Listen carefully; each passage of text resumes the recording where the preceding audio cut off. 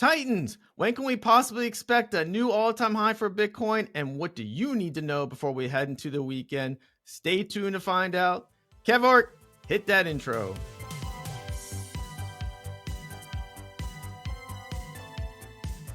Let's kick it off with our crypto fear and greed index. Today we are at a level 80, which represents extreme greed. All right, now I can definitely feel the extreme greed in the air. We need to be very cautious moving forward, but there's still room left on this gauge for a little more extreme greed, and we have not hit our targets yet for Bitcoin, which I'll speak of later. Now let's move on to your daily reminder that the Bitcoin halving is in just 49 days. Also note that the halving date is currently estimated to be April 20th, but it's a moving date based on whenever the 210,000 blocks have been added to the Bitcoin blockchain. Moving on to the Bitcoin liquidation heat map. In the past 24 hours, we've been seeing some liquidity build up around the 62.8K range, but other than that, I'm not seeing much liquidity building up below the current price level action. Knowing that Bitcoin tends to follow the liquidity, we may potentially see a short squeeze soon. Now let's take a quick look at the Bitcoin ETF flow table. Yesterday, February 29th, we actually saw the most outflow from Grayscale at $598.9 million.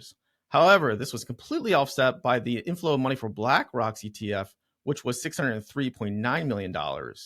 Overall, we still finished with a positive total yesterday of $92.3 million between all of the ETFs, but that value is significantly lower than what we saw this entire week.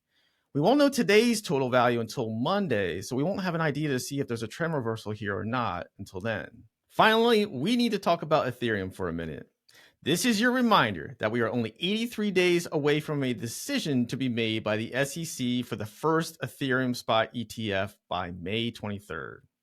Don't sleep on Ethereum because you know what happened to Bitcoin leading up to the approval of the spot ETFs back in January.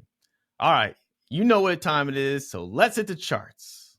Titans, we are looking at the monthly time frame for Bitcoin, and yesterday was the monthly close for February. This marked the sixth green monthly candle in a row now, and this is only the third time in history that we've closed with 6 consecutive green monthly candles. If we close another green candle for March, then this will be a historic first for Bitcoin.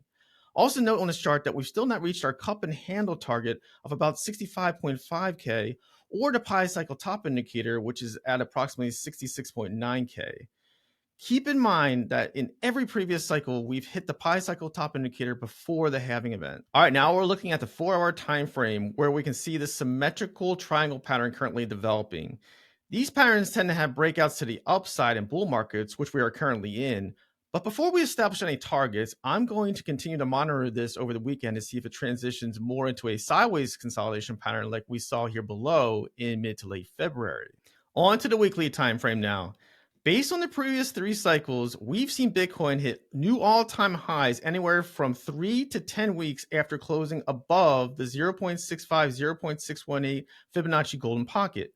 Right now, we are in week 2, so we have 1 to 8 weeks left until we can potentially see a new all-time high if Bitcoin is going to continue following this trend.